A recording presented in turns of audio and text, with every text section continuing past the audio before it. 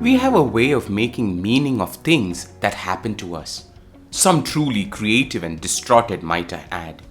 And these meaning have a way of trapping our self-image. Hello my friend, welcome to the Celebrating Life podcast. I'm Sony Thomas and let me invite you to a small thought on self-image that can create a big impact on how you see yourself.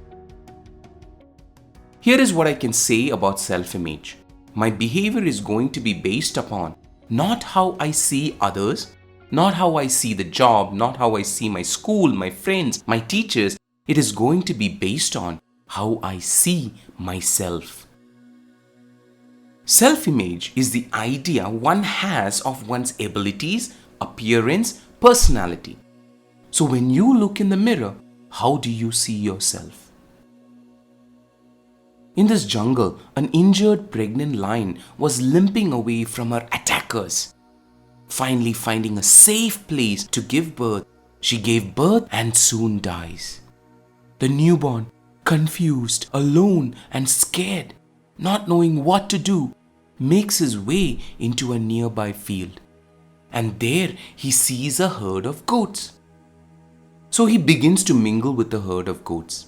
The mother goat sees the cub, feels sad for him and decides to raise him as her own. She names him Brown. And so Brown, the lion cub, grows along with the other goats and soon starts thinking and acting like a goat.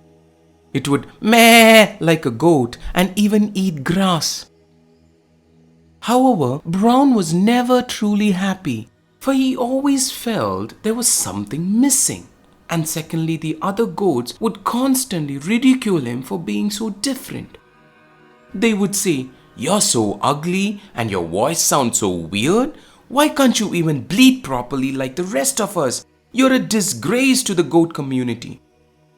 Brown would just stand there and take these remarks feeling extremely sad.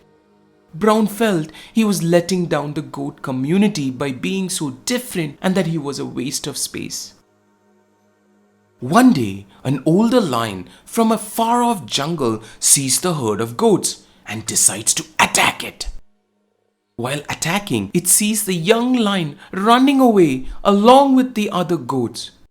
Curious as to what was happening here, the older lion decides to stop chasing the goats and pursue the young lion instead.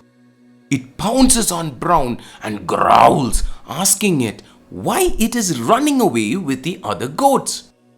Brown shakes in fear and says, Please don't eat me. I'm just a young goat. Please let me go."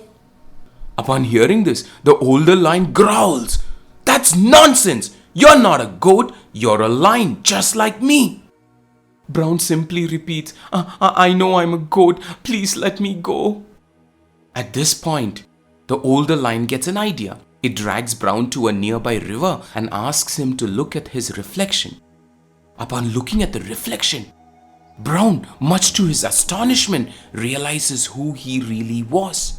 He was not a goat, he was a mighty lion. Brown feels so thrilled that he lets out a mighty roar. You see, my friend, it is impossible for us to behave in a manner that is inconsistent how we see ourselves. This fact is the first self-image trap. I like to call it distorted self-schema. In psychology, schema is a cognitive framework that helps organize and interpret the experiences of life. And having a distorted self-schema means that you have a view of yourself that is not based in reality.